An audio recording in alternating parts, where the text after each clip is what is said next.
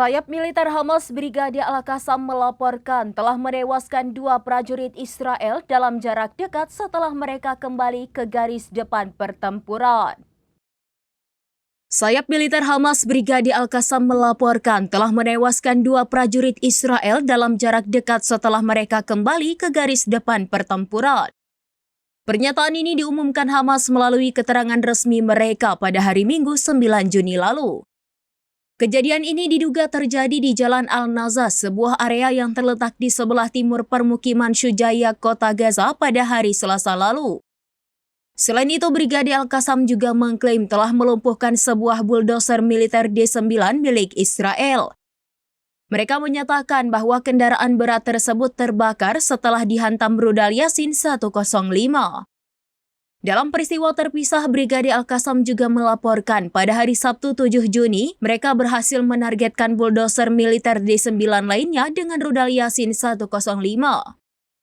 Insiden ini berlangsung di dekat lokasi Yarmouk yang berada di lingkungan Al-Manara sebelah selatan Khan Younis di wilayah selatan jalur Gaza. Operasi-operasi ini menurut Hamas merupakan bagian dari perlawanan berkelanjutan mereka terhadap pasukan Israel yang telah melancarkan agresi di jalur Gaza selama beberapa bulan terakhir.